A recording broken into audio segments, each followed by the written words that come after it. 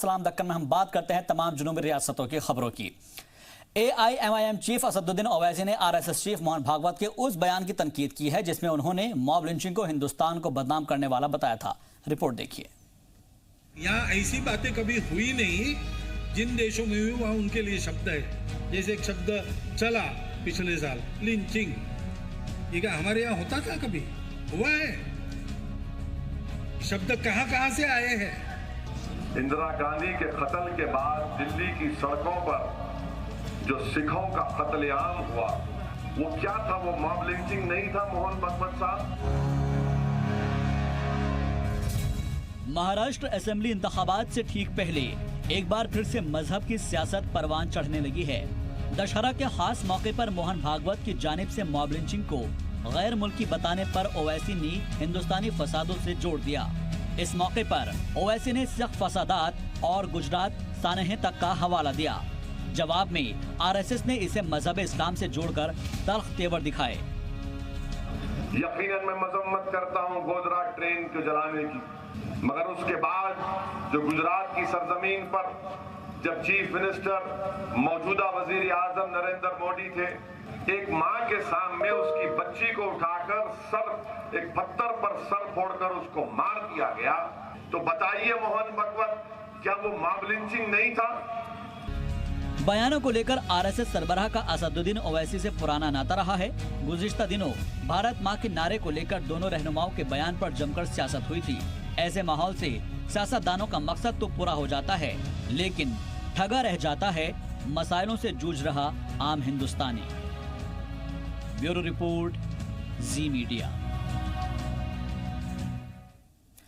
कांग्रेस रुकने पार्लियामेंट शशि थरूर ने वज़ीर-ए-आज़म मोदी की इजहार राय की आज़ादी पर चुप्पी साधने पर एतराज जताया है। थरूर ने PM मोदी से खत लिखकर इस मामले में मदाखलत करने की मांग की है। मॉब लिंचिंग पर PM मोदी को खत लिखने वाली हस्तियों पर हुई FIR के बाद कांग्रेस रुकने पार्लियामेंट शशि थरूर ने PM मोदी को खत लिखा है। इस खत में इजहार राय की आज़ादी का मुद्दा उठाते हुए शशि थरूर ने लिखा है कि कहीं ऐसा ना हो जाए कि लोगों के मन की बात मौन की बात शक्ल अख्तियार कर ले। थरूर ने यह भी कहा कि उन्हें मालूम है कि मोदी जी ने ये नहीं किया है, लेकिन इस वक्त हिंदुस्तान में माहौल खराब हो रहा है, इंटॉलरेंस बढ़ रहा है। ऐसे में वजीर आजम मोदी के खामोश रहने से इसे मजीद बढ़ावा मिल रहा है। What has prompted this letter is particularly the recent FIR against 49 artists and intellectuals, but which comes as the last straw that has broken the back, because there have been incident after incident for quite some time now, and there's been mounting concern about the state of freedom of expression in our country. And now the point has been reached where many of us feel that the Prime Minister must break his silence and say something. No one is accusing the Prime Minister of having filed this case. We know that it was a Chief Judicial Magistrate in a small town in Bihar who gave the order to the police to file the FIR. But the fact that these things are happening is a reflection of a couple of things: the overall atmosphere in the country. Mob lynching को लेकर opposition जमात के सवालों पर मुख्तार अब्बास नकवी ने पलटवार किया है। अक़लियती उमूर के वजीर मुख्तार अब्बास नकवी ने कहा है कि RSS और BJP को गाली देने का मुकाबला चल रहा है, जिसे लेकर अपोजिशन जमातों में आगे निकलने की होड़ मची हुई है, जबकि आम शहरी उन्हें इसका लगातार जवाब दे रहे हैं। तेलंगाना रोड ट्रांसपोर्ट कॉरपोरेशन मुलाजिमों की हड़ताल का मामला लगातार बढ़ता चला जा रहा है और ये अब कोर्ट पहुंच गया है, जहां पर CM चंद्रशेखर राव के सख्त फैसले के खिलाफ मजदूर यूनियन ने हुकूमत के खिलाफ महाज खोल दिया है। कार्रवाई के बाद हड़ताली मुलाजिम अपने मुतालबे को सही बताते हुए यकजहती का मुजाहरा करते नजर आए, तो वहीं सियासी और समाजी तंजीमें भी उनके हक में आवाज़ उठाने लगी है। रियासत के कांग्रेस और BJP लीडरान भी मुलाजिमों की हिमायत में खड़े नजर आए। उनका कहना है कि यह तानाशाही है जिसे बर्दाश्त नहीं किया जाएगा।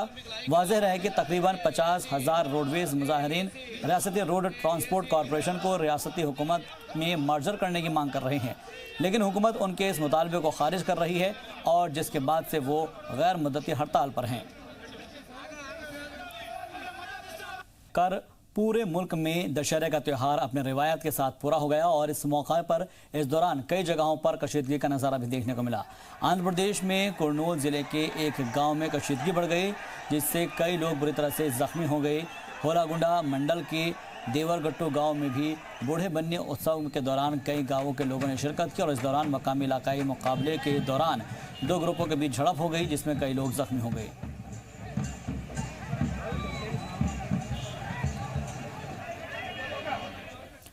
और वहीं दक्कन रियासतों में इसकी खास धूम भी देखने को मिली, जहां पर दशहरा से एक दिन पहले कर्नाटक, तेलंगाना, केरल में तरह तरह के तकरीबात का इनेकाद किया गया।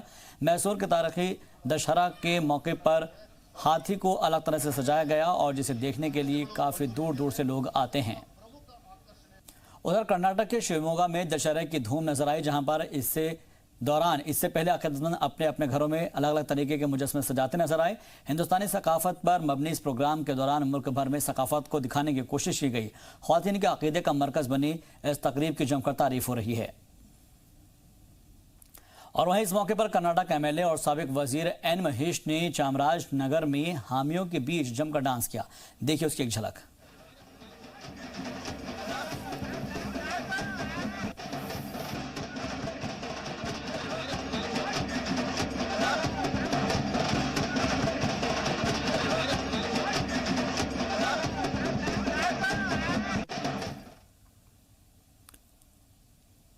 और फिलहाल के लिए सलाम दक्कन में बस इतना ही। दीजिए।